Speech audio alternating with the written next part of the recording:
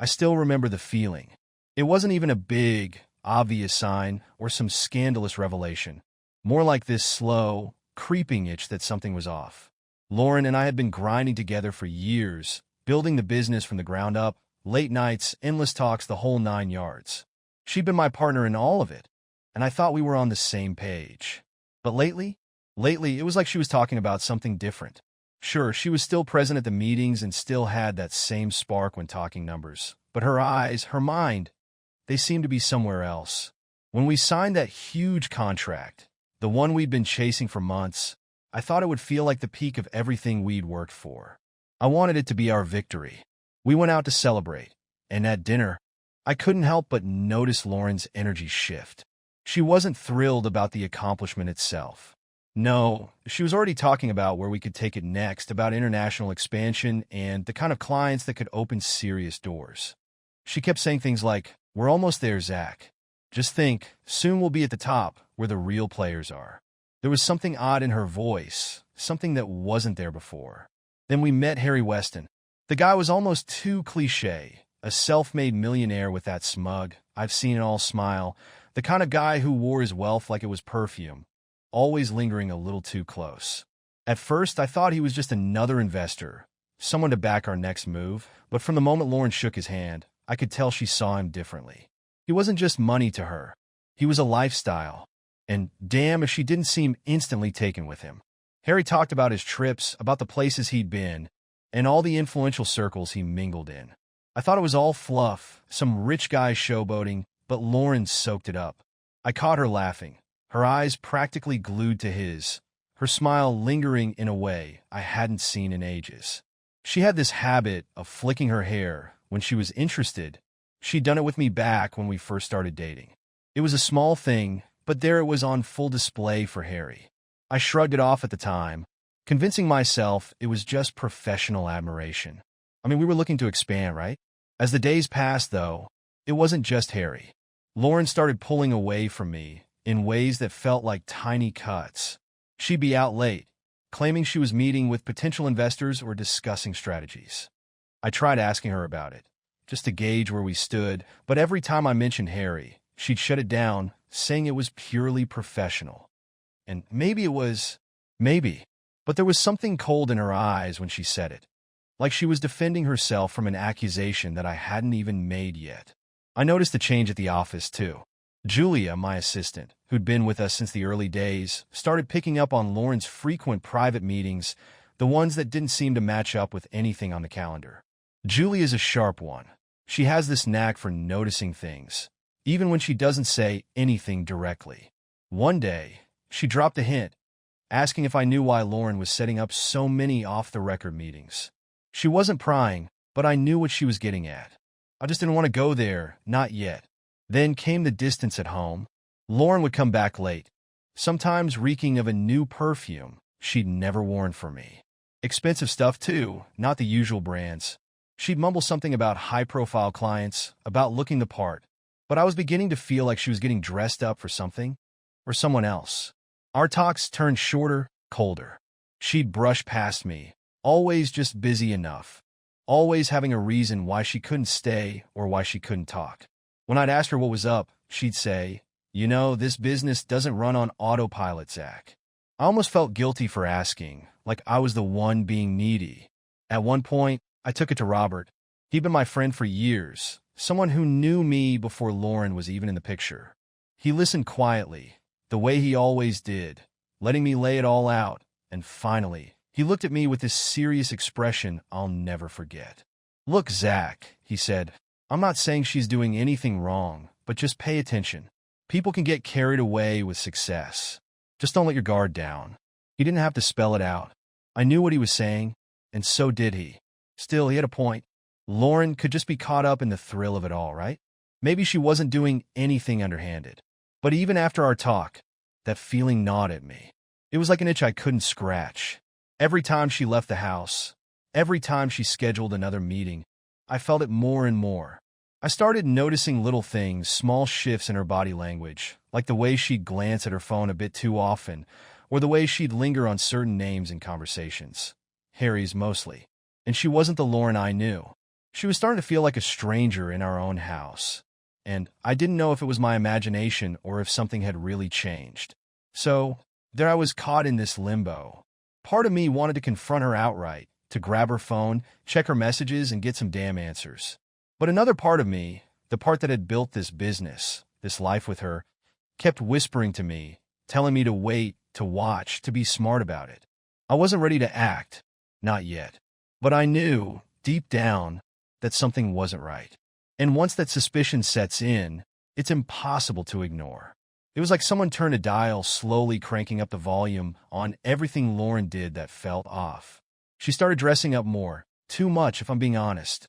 Lauren was already beautiful, and I loved that she took care of herself. But suddenly, she was buying all these expensive clothes and new perfumes, the kind I'd never seen her wear before.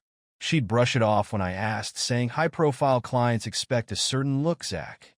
The tone she used made it sound like she was explaining something obvious, like I was the one who didn't understand. She was staying later at work, too. Said she was caught up in evening meetings, tied down with reports and new client presentations. But it was every night now, and the excuses got thinner. Sometimes she'd be home by 10, sometimes after midnight. I wanted to believe her. I really did. But there was this nagging feeling I couldn't shake. A part of me hated that I was even having these thoughts about her. But I couldn't ignore it, especially with how fast her wardrobe was transforming. How often she'd leave the house with that new perfume lingering in the air. Then came the day Julia, my assistant, mentioned that Lauren had left her work laptop open. Julia didn't push me. She just let it sit there, a casual remark dropped like a bomb. I wrestled with myself for a minute, thinking maybe I was overstepping, but in the end, curiosity got the better of me. When I opened the laptop, I saw emails between her and Harry. They weren't exactly scandalous, not on the surface. But there were these strange hints, little phrases here and there that stuck out like a sore thumb. Things about meetings outside of business hours, with vague mentions of where they'd go, like the usual spot. It was enough to make my blood boil, but not enough to confront her outright. A few days later, I couldn't take it anymore.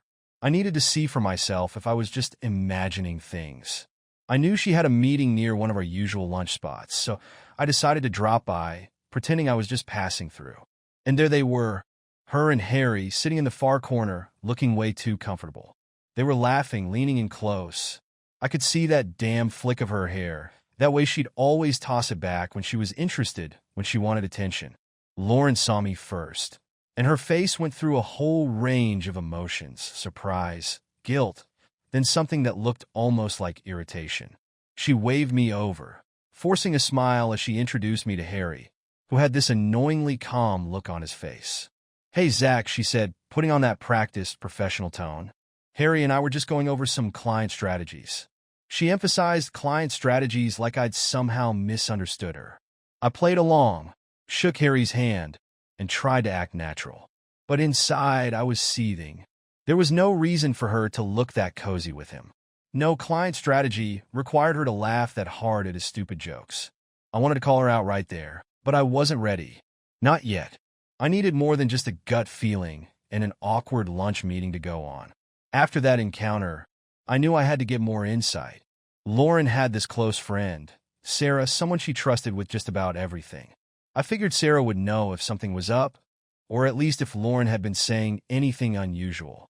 So, I reached out casual-like, under the pretense of checking in. I hinted around, asking if Lauren seemed any different lately. Sarah hesitated, but finally, she gave me a look that made my stomach drop. "Well, Zach," she said, choosing her words carefully. "Lauren's been talking about wanting more out of life, you know? She said she feels like she's missing out on something, like she needs to live a real life, whatever that means." She paused, her voice quieter now. "She's been talking a lot about the people she's been meeting lately, especially people like Harry. She says he understands her ambitions." That was it for me. Sarah didn't say it outright, but she didn't have to. It was clear Lauren was seeing Harry as more than just a business contact. I thanked Sarah, trying to keep my cool, and went home that night with a fire in my gut. It was one thing to suspect, but now I had confirmation from the way Lauren was talking to her friends. She was looking for a life I wasn't part of, a life that Harry, apparently, was all too eager to provide. That night, Lauren came home late again. She was tense, clearly annoyed about something, slamming her bag on the counter before taking off her shoes with more force than necessary. I could see she was itching to start a fight, and sure enough, she didn't waste any time. "Do you even care about my career, Zach?" she snapped, barely looking at me. "I feel like you don't understand what I need to do to succeed. You just want to stay comfortable, but I need more." "More?" I repeated, barely holding back. "What exactly do you need, Lauren? More meetings with Harry? More late nights?"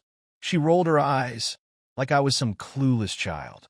"Oh, don't start with that," she said, exasperated. "It's just business. Not everything is about you, Zach. You think I'm doing all this for fun?" I wanted to scream at her, to demand the truth, but instead, I tried to keep my voice steady. "Are you sure it's all just business? Because it doesn't look that way, Lauren. You're out late every night, spending a fortune on clothes and perfume you didn't used to care about. If it's not about you, then what is it about?" She laughed, a bitter, humorless laugh. "Unbelievable. You really think I'm that shallow? I'm doing this for us, Zach. For our future. Maybe if you actually supported me instead of throwing around baseless accusations, you'd understand that." Our argument escalated, words flying back and forth until she finally stormed off to the bedroom, leaving me alone, seething. I could feel that wall between us, the one that had been building for weeks, maybe months. And after that night, I knew I couldn't trust her words anymore. She'd said everything she needed to say with her actions, with her dismissive tone, with her complete unwillingness to acknowledge the possibility that I might have a reason to worry. As I sat there, I felt like the fool, the guy who'd built a business with his wife, thinking we'd be partners in life and work. But now I could barely recognize her. And as much as I wanted to believe she was just wrapped up in the thrill of our success, deep down, I knew better. This wasn't about business. It was about her, about some need she had that went beyond anything we'd built together. I wasn't ready to call it quits, not yet. But I wasn't going to sit back and watch her tear apart everything we'd built either. I don't know what possessed her to leave her phone on the kitchen counter that night. Maybe she was getting careless, or maybe she just thought I was too naive, too trusting to ever check it. Either way, there it was, buzzing on the counter with that familiar tone, announcing a new message. I'd heard it 1,000 times before, but this time, something in me snapped. I needed to know. I grabbed the phone and glanced at the screen. It was from Harry. The message was short but to the point, saying something about how he enjoyed their last meeting at the hotel and how he was already looking forward to the next one. My hand went cold. Here it was, the confirmation of everything I'd been suspecting but hoping wasn't true. She'd left the phone unlocked, and I scrolled back through their messages, finding more than I wanted to see. Messages about catching up, hints at private dinners, and words I hadn't heard from her in a long time. I wanted to confront her then and there, but I knew it wouldn't be enough. She'd find a way to explain it, to brush it off as networking or some crap about important client relations. No, I needed more, something undeniable, and I knew just the person to help me. The next day, I pulled Julia aside. She'd been my assistant since the early days, and if there was anyone I could trust, it was her. I laid it all out for her, the late nights, the lunches with Harry, the message I'd found. She wasn't surprised. She'd noticed the shift in Lauren's behavior, too. Julia offered to keep an eye on things, subtly monitor Lauren's work activities, and check her email whenever possible. She even noticed that Lauren had been receiving tickets to expensive events, ones I hadn't heard a thing about. With Julia's help, I started piecing together a clearer picture of what was going on. I knew Lauren was careful, but she wasn't as slick as she thought. Her private meetings were becoming a regular occurrence, and the tickets she was receiving, they were for high-end events I'd never heard of, events that Harry seemed to attend as well. It was starting to feel like a sick game, with me on the outside, watching her flaunt this life that had nothing to do with us, with our goals, our work, our future. But it wasn't enough. I needed hard evidence, something undeniable, something that would give me leverage to end this whole charade. That's when I reached out to a private investigator, someone Robert had mentioned once. He didn't ask too many questions, just nodded and took the information I gave him. He started tailing Lauren over the next few weeks, tracking her to high-end restaurants, private parties, and, sure enough, hotel after hotel. Each time, Harry was there, laughing, leaning in, playing the part. When the photos came back, I could feel my stomach twist. There she was, dressed to the nines, looking happier than she had in years, wrapped around a man who wasn't me. They weren't trying to hide it, either. In some of the photos, you could see them holding hands, leaning close, sharing looks that I hadn't seen on her face in, well, too long. Finally, I had enough. I wasn't just going to stand by and watch her continue this double life while playing the role of the devoted wife. So that night, when she walked through the door, I told her we needed to talk. She looked at me, eyes narrowing slightly, like she was trying to gauge whether I knew anything. "What's this about, Zach?" she asked, trying to sound casual, but I could see the tension in her jaw. "I know about you and Harry," I said, as flatly as I could, my voice calm but hard. I wasn't going to give her an inch to maneuver. "I know about the hotels, the meetings, the messages. I've seen the photos, Lauren. Don't even try lying." Her face paled, then turned red. She opened her mouth, probably to deny it, but something in my expression must have told her there was no point. She let out a breath, crossing her arms and meeting my gaze defiantly. "And so what if I did?" she said, her voice cool and dismissive. "Can you really blame me? I've been stuck in this small, predictable life for years, Zach. You think a few business contracts and a cozy office are all I wanted?" Her words hit me like a punch to the gut, but I kept my composure. "I thought we built something together, Lauren. I thought this was about us, not about your real-life fantasy with some guy who just happens to have a fat bank account." She laughed bitterly, shaking her head. "You don't get it, do you? It's not just about money. It's about lifestyle, about being with people who understand ambition. Harry does, and he's everything you're not. Connected, influential, able to provide a life beyond this small-time setup." I don't know what I'd expected her to say, but hearing her actually justify it with this disdain for everything we'd built, for everything I thought we shared, it set something off in me. I'd worked myself to the bone for this business, poured my life into it, and now she was just moving on, like it was nothing? I felt the anger hardening inside, turning into something cold and calculated. I wasn't going to let her walk away from all of this without consequences. After she'd said her piece, she stormed out of the room, leaving me standing there, the full weight of her betrayal settling over me. I was done playing nice. If this was the life she wanted, if she was so eager to turn her back on everything we'd built, then she could have it. But it was going to cost her. The next day, I went straight to Robert. I told him everything. Her affair with Harry, the contempt she'd shown for the life we'd built, and my plan to make sure she didn't walk away from this unscathed. Robert was all in. He'd never liked Harry, and was more than happy to help me dismantle whatever future she thought she had lined up. We spent hours talking, strategizing, working out the legal side, finding ways to remove her from the company, to make sure she left with as little as possible. We met with a lawyer who knew how to work the system. Step by step, we began building a case that would legally bind Lauren's assets, cutting her out from the company, from our finances, from everything she thought she had in her grasp. I could feel the anger fueling me, giving me a strange kind of energy like a fire that kept burning, pushing me forward. Now, I had the evidence. I had allies. And soon, I'd have a plan that would make sure Lauren regretted every moment she'd spent with Harry. There was no turning back now. I was ready to watch her world unravel, piece by piece, just like she'd done to mine. When Robert introduced me to Jeff Carter, I knew I was about to step into a new arena, one where Lauren wouldn't be able to manipulate her way out. Jeff was exactly what I needed, a lawyer who knew how to play the game without blinking, someone who could protect me from any angle Lauren might try to exploit. We sat in his office, and as I explained the situation, Jeff listened carefully, nodding along, his eyes sharpening with interest. Once I finished, he leaned back, a slight smirk tugging at his mouth. "Well, Zach," he said, "if you want to go after everything she's trying to steal, we can make this airtight. I'll make sure she can't touch a cent of the company. And as for the divorce, she'll walk away with as little as possible. But this has to be done carefully." So we got to work. Following Jeff's advice, I began moving assets around, shifting funds into separate accounts that Lauren couldn't reach. We crafted a series of shell companies, each account layered with a level of legal protection that would be impossible to crack without my permission. Each step felt like building a fortress, and every bit of money moved was another layer between me and whatever damage Lauren might try to inflict. One of the most crucial steps was putting part of the company under my sister Lily's name.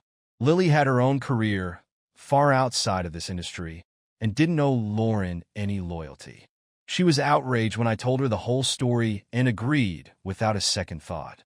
By giving her partial ownership of the company, I was safeguarding what Lauren thought was hers. Even if she tried to take me to court, she wouldn't be able to lay a finger on it. The company would be out of her reach. While this was all happening, something else started brewing. My relationship with Eve. Eve had been friends with Lauren for years, but she wasn't blind. She saw what was happening and didn't have an ounce of sympathy left for her so-called friend. She'd always felt overshadowed by Lauren, and now that Lauren had burned every bridge, Eve was more than happy to help. She was invaluable, providing me with insights I never would have had. She knew the real Lauren, the person behind the facade, and each time she shared some piece of information, she helped me see the depths of Lauren's betrayal more clearly. As our plan unfolded, Eve and I started spending more time together, and somewhere along the way, our connection took on a life of its own. It wasn't something we planned, but it felt inevitable, like we'd been drawn together by everything Lauren had done. Eve wanted justice, and so did I, but with her, it was more than that. She was loyal in a way Lauren never had been. And as the lines between ally and something more began to blur, I realized how much I valued having her by my side. And if I'm honest, seeing Lauren's closest friend stand beside me, ready to expose her, was a kind of revenge in itself. The next big move was the investors. Together with Robert and Eve, I organized a meeting with the most influential people backing our company. They were loyal, but had seen the unsettling shift Lauren's relationship with Harry had created. We called them in, acting as if it were a regular quarterly check-in, just a routine discussion about the company's future. But when they arrived, I presented them with everything Lauren and Harry had been doing. I showed them the documents, the records of extravagant expenses, the tickets to events neither Robert nor I had approved. The investors sat there, stunned, watching as I went through every cent Lauren and Harry had drained for their own private escapades. I could see the disgust on their faces, the disbelief as they realized how far Lauren had gone. By the end of the meeting, any loyalty they might have had to her was gone. They backed me fully, signing off on measures to ensure that I maintained control of the company, that no future business decisions made by Lauren or Harry could affect the direction of our work. With the company secured, I set my sights on Harry. The guy had his fingers in plenty of pies, investing in other ventures, always angling for the next big thing. He liked to present himself as a big deal, someone everyone wanted to work with. But after what he'd done, I was more than happy to watch that reputation unravel. I started reaching out to his business partners, quietly slipping them information about his behavior, how he'd misused funds, manipulated resources for personal gain. The backlash was almost immediate. One by one, companies began pulling out of deals, distancing themselves from his brand. It didn't take long for word to get around that Harry wasn't someone to be trusted. I heard through the grapevine that he was trying to salvage his reputation, scrambling to keep his clients on board. It was satisfying, knowing that he'd have to face the consequences of the empire he thought he'd built. Lauren, meanwhile, was oblivious to all of this. She was still under the delusion that her affair was a private, personal matter, that I'd sit back and let her walk away unscathed. She had no idea I'd moved most of the company out of her reach, or that her closest friend was now my ally. She didn't see the walls closing in on her, the damage already taking place behind the scenes. And with each step of the plan, I felt the weight of her betrayal lifting, replaced by a sense of control, of purpose. By the time we reached the final stage, I had everything I needed. The assets were secured, the investors were on my side, and Harry's reputation was in shambles. Lauren and Harry thought they were untouchable, that they could live out their fantasy without consequence. But they'd miscalculated, blinded by their own egos. The big day had finally arrived. Everything had been meticulously set up. The invitations, the agenda, the catering. It looked like a typical business meeting, maybe a bit more formal, but nothing that would raise suspicion. Lauren and Harry were both in attendance, unsuspecting, believing they were there to showcase another new phase in the company's growth. I watched them laugh and chat with clients, completely oblivious to the fact that this grand presentation was about to shatter everything they'd worked to build behind my back. When everyone was settled, I took the stage, the familiar faces of our investors, partners, and clients looking back at me. I started off as I normally would, a practice speech about our company values, about our mission to grow with integrity and build lasting relationships. But soon my tone changed. I saw a few people exchange glances as my words sharpened, becoming pointed. Unfortunately, integrity isn't something everyone in this room has upheld, I said, scanning the audience as I felt the tension rising.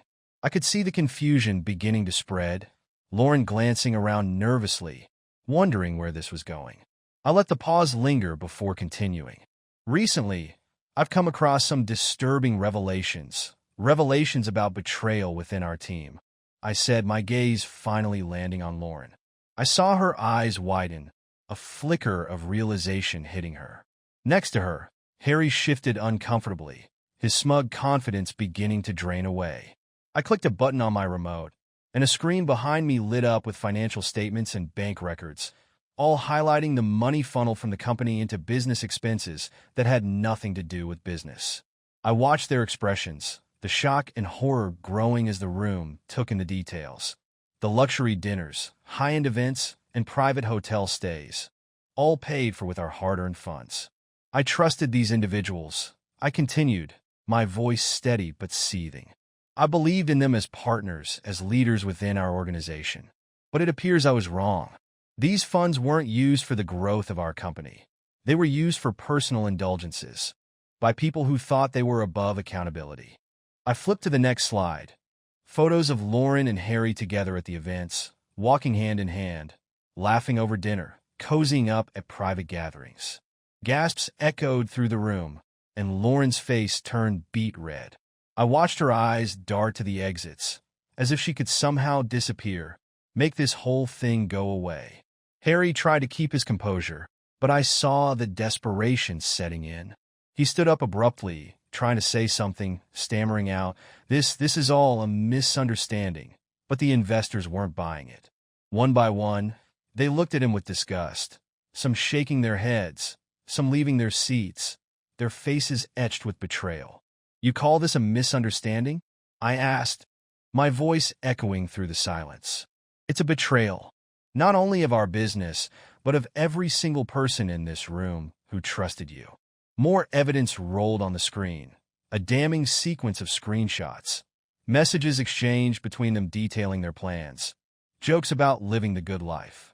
I watched Lauren's expression crumble as each message was exposed, her perfect facade cracking with every line that appeared. The room erupted in chaos. People were muttering, some were leaving, and others were glaring daggers at Lauren and Harry. I watched Lauren's eyes dart to Harry, but he wasn't looking at her. He was staring straight ahead, mouth clenched, his face an odd shade of white. He tried one last time to salvage the situation, standing up and saying, Look, this was all exaggerated. We didn't do anything illegal. But no one was listening. Investors were walking out, shaking their heads. I watched as Harry finally gave up, grabbing his coat and making a beeline for the exit without even glancing at Lauren. He'd abandoned her the moment things went south, effectively ending their so-called partnership and leaving her to face the wreckage alone. Lauren, still in shock, tried to save face, stammering something about a miscommunication and work-related outings, but the crowd wasn't buying it. Her voice faltered, and the helpless look in her eyes betrayed just how deeply this was sinking in.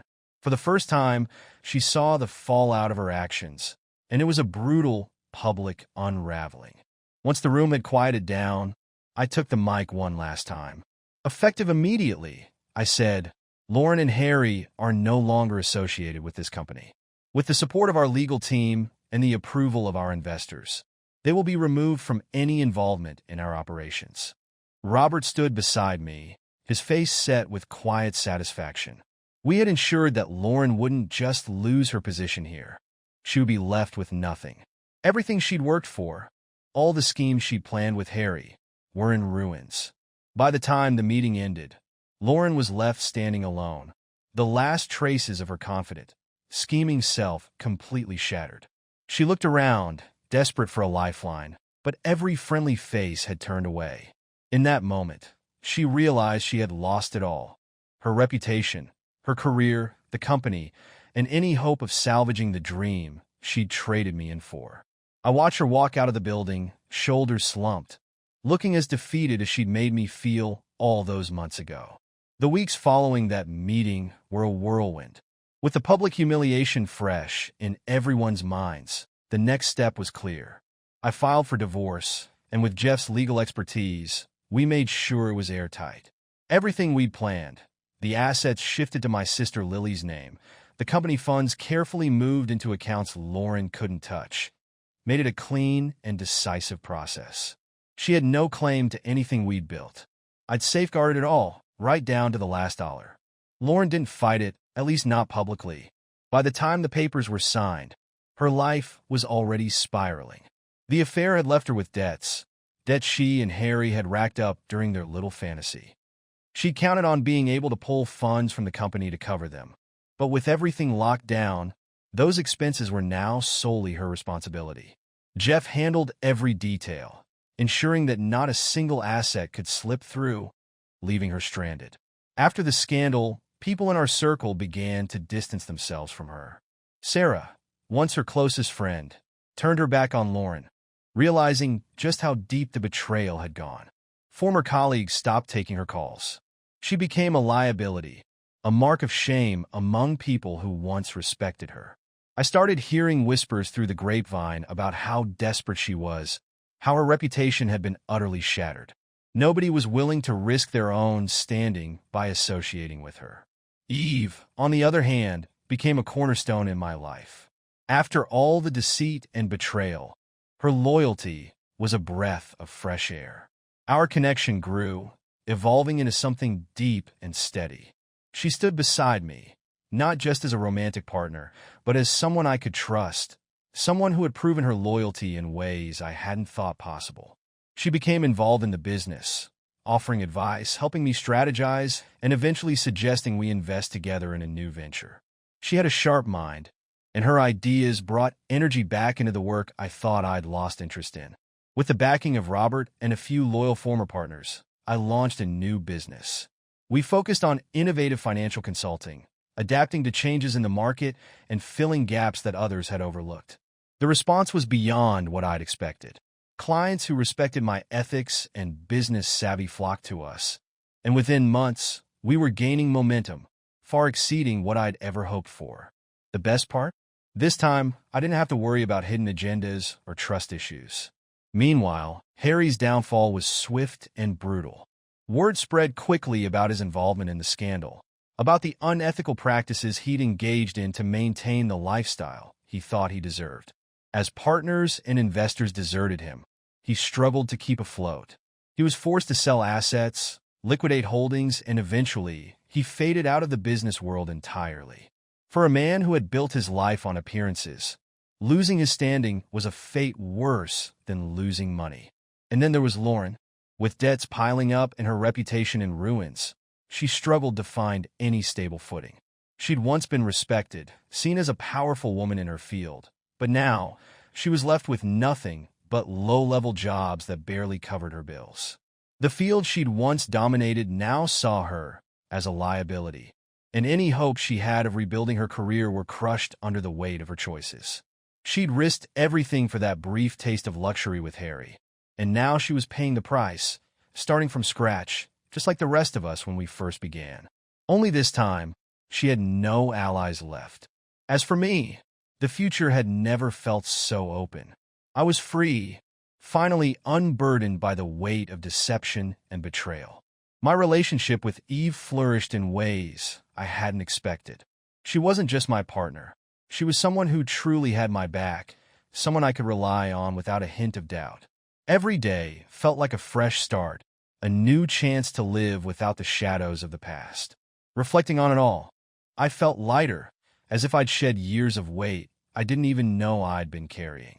The business was thriving, my personal life was steady, and the scars from the ordeal had transformed into a kind of strength, a clarity I hadn't had before. I'd survived betrayal, heartache, and the attempts to strip me of everything I'd built. And in the end, I'd come out on top, surrounded by people I could trust. Lauren's story, however, was different. She was out there, picking up the pieces of a life she'd shattered, faced with the reality that she'd traded stability and love for a dream that had been nothing but smoke and mirrors. She'd lost it all, and she'd have to live with that knowledge, with the loneliness and regret. But I was finally looking forward, unburdened, my path clear, leaving the past exactly where it belonged, behind me.